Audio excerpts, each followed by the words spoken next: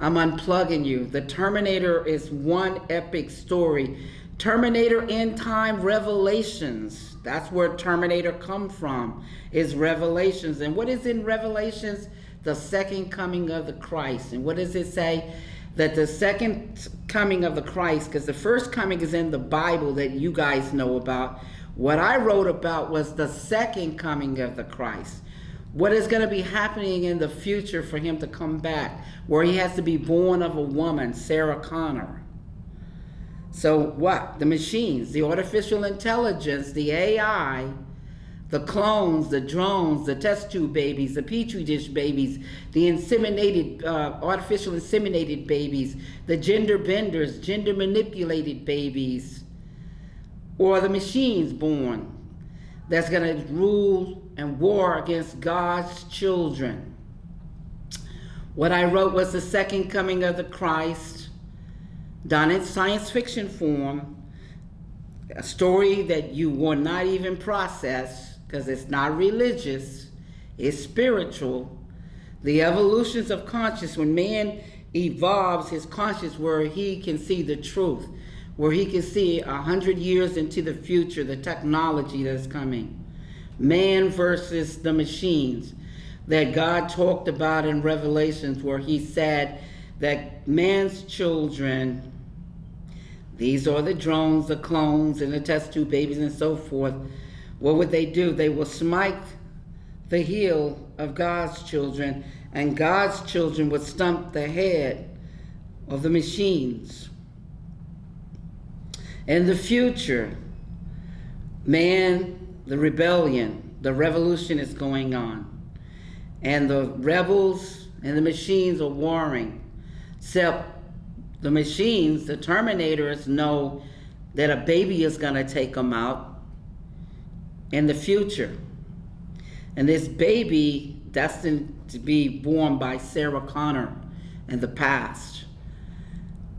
JC, John Connor's Jesus Christ, grows up to be Neo, one and the same in the Matrix. Past, present, and future time travel, where the machines, they will terminate. They're determined to terminate Sarah Connor. They time travel to destroy her so she won't have the baby. But Kyle Reese, a rebel in the future, battling the machines, time travel to protect her. And while he's protecting her, he inadvertently falls in love with her and gets her pregnant. But he has to go back to the future from where he came. And now it's the Immaculate Conception because she's in love. She's pregnant with a baby. Was it a dream? Did it happen? But she has the proof in her womb, her matrix, on her way. And then you see the teenager, but he sleeps consciously. He doesn't know who he is. And the Terminator is trying to kill him. Then you see when he's a man-child, the Terminator is still trying to kill him. And then he's hidden in the future, in the Matrix, until the rebels come and wake him up at 33 years of age. The rebellion, the revolution starts.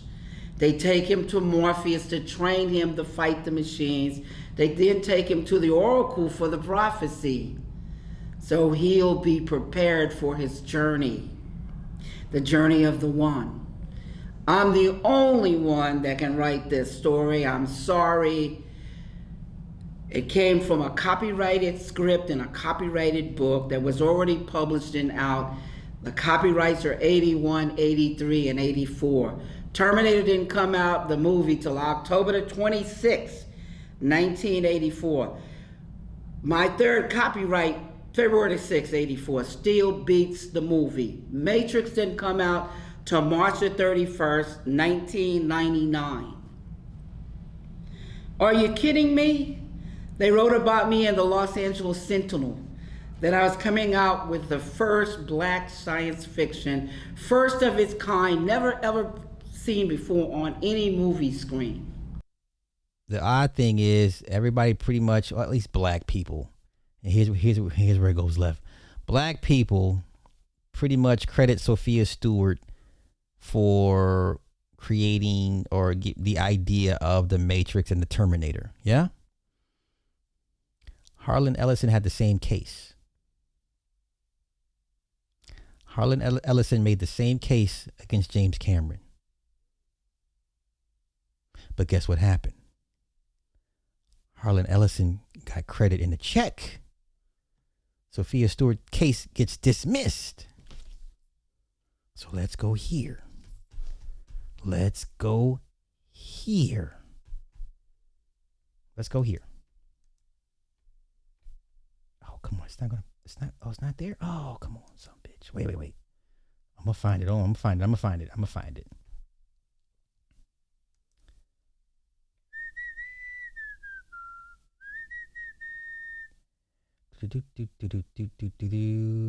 Okay, let's go here.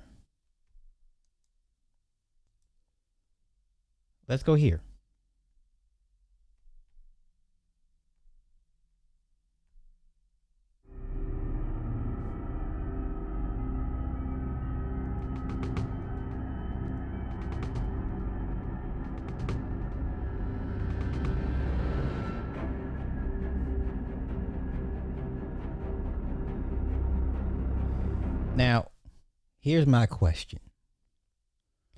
If you believe Harlan's story, his work predates what Sophia Stewart says she mailed in. Hear me out. If we're going by timelines, Harlan Ellison's timeline occurs way earlier than Sophia Stewart's. I'm just telling you what it is. I'm not saying she's not right or she doesn't deserve her credit. I'm not saying she didn't come up with it first. I'm just saying Harlan, his idea came first. But come on. Okay, so a visiting journalist asked where he had gotten the idea for the Terminator, and Cameron said that he had ripped off a couple of Harlan Ellison stories.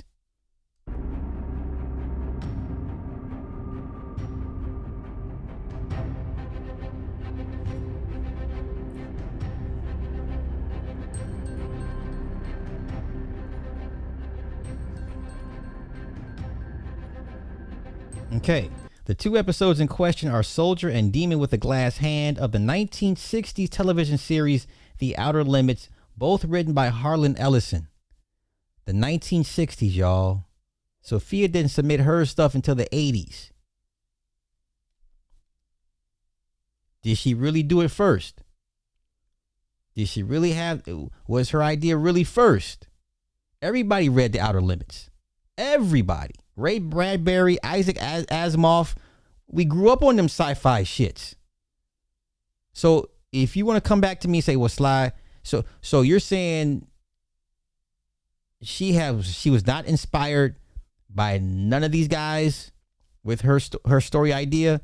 Okay, fine. Fair enough. Anything's possible, I guess. Let's continue.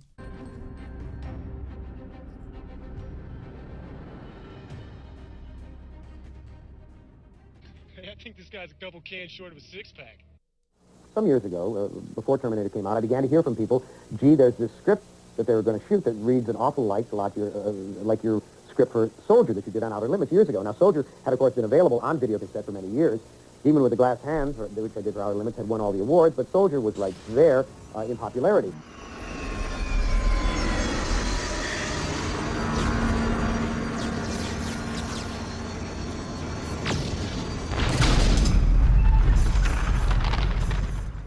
So we applied to Hemdale Films for a copy of the script, and they refused to let us see it. Now, the minute someone tells you can't see something as innocuous as a script, particularly, this is my attorney acting, and it was not, I'm clearly not some jamook off the street. I was a writer with some credentials. Your antenna rise, and you say, there's something going on here. Well, as an accredited film critic, in Hollywood, I see every film, and I get a screening pass to every film. Okay, let me get my bad, Martina. Okay, let me get you caught up real quick. So, Harlan Ellison sued James Cameron because James Cameron admitted that he ripped off a couple of episodes from the Outer Limits series for inspiration for the Terminator. The Outer Limits goes back to the 1960s, written by Harlan Ellison. Black people say, well, Sophia Stewart did it first, right? because she submitted her idea to James Cameron or Warner Brothers in the 80s. We're talking 20 years prior. So who inspired Sophia Stewart? Like I said, we all grew up reading Ray Bradbury, Isaac Asimov. Who else? Who wrote Dune? That guy. Like, there was a bunch of sci-fi writers. It was a popular thing to read. Now, Harlan Ellison got money and a writer's credit for it. Sophia Stewart she got nothing. She got her case dismissed, right? So I'm not trying to make this a black or white issue, but his work far predates hers. So what was so original about Sophia Stewart's work that Harlan didn't already cover or didn't already create prior? That's the question I'm asking. I lay at you guys' feet. Okay? Yeah, Ray Bradbury Theater. Yeah, we grew up on this shit. Okay? Yeah, Frank Herbert. Thank you. Yeah, Frank Herbert's Dune. The Messiah, Man versus Machine. That trope is as old as the day is long. Everybody's done a Man versus Machine trope.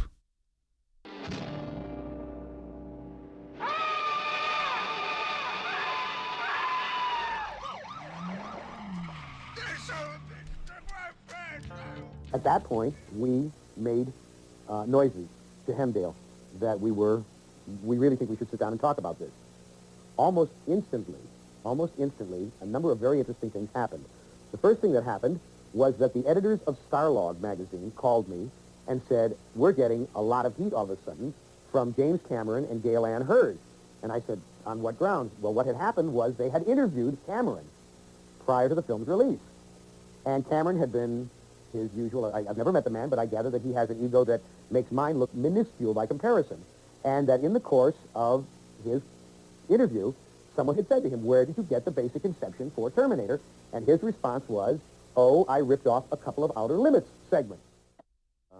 I'm afraid we got him with the smoking gun. Now, do you want to do something about this, or do you want us to whip your ass in open court? I mean, perfectly happy to do it either way. Well, they settled.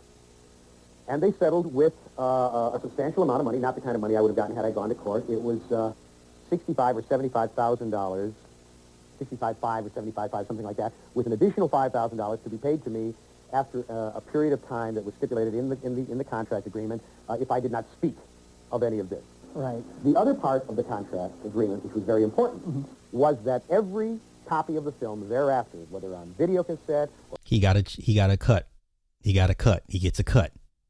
He gets a cut. laser disc, on cable TV or commercial TV, would say, the producers wish to acknowledge the works of Harlan Ellison. And I said to them, if Cameron had come to me before he did the Terminator and said, I really love Soldier, I got another take on it, do you mind if I work that field? I'd have said, with my blessings, kiddo, just at the end when you mentioned Coca-Cola for giving you, free Cokes on the set, just mention, and thanks to Harlan Ellison. They'd have had it for nothing. And anyone can have it for nothing. Any of my work for nothing if they ask me and they say, I got a great idea here, I'd really like to take off from this, do you mind if I work? Now, once again, give me the aspect of Sophia Stewart's Terminator that made hers so vastly different from what Harlan Ellison wrote, created, that Cameron ripped off. I'm just asking questions, y'all. I'm just asking questions. I'm not here for the racial element. I'm legit asking. This man works predates Sophia's by 20 years. By 20 years. So what's the difference between Sophia's Terminator versus Harlan Ellison's inspiration for the Terminator? Now, The Matrix, that's a whole nother get down, right? That's a whole nother get down. But it's just, to me, it's, I love these old Hollywood, stories and stuff. But because I don't know, somebody kept mentioning Sophia's story because some, black folks swear up and down, she created it. And I'm just like, okay. Okay, I get it. I hear you. I spoke to the woman my damn self. She tells a good story. I believed she believed what she was saying. I believe she believed what she was saying. But this man, 20 years prior. They acknowledge that that's where it came from. I don't want a dime of their money. I don't want a dime of their credit. All I want is equal time for creators. That's where my interest in creators' rights lies, which has been a fight I've been fighting for 35 years now, if you know my career. Okay. I wanted to end it with that.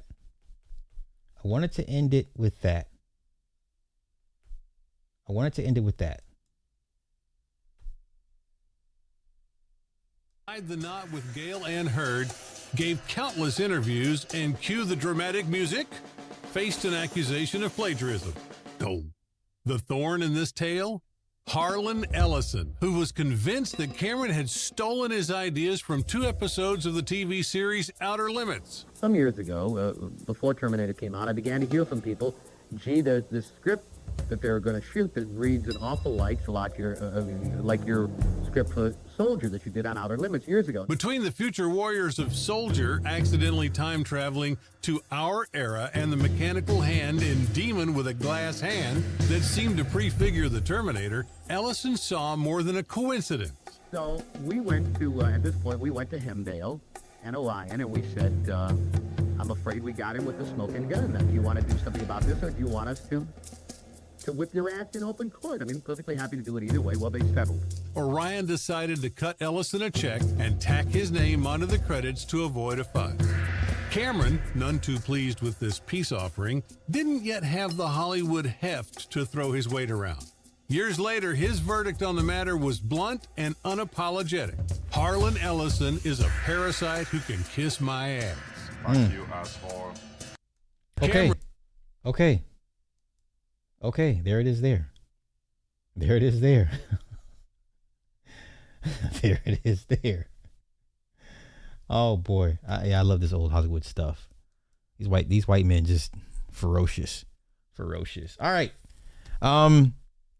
You know what they like to do? They like to sit on stuff until the creator or the writer dies. Whoever submits it, they'll like to sit on it and wait till that person dies off. Yeah, or they'll borrow bits and pieces of it, change some things around it. That way it's not too similar. Or the agent will be like, oh, we never got it.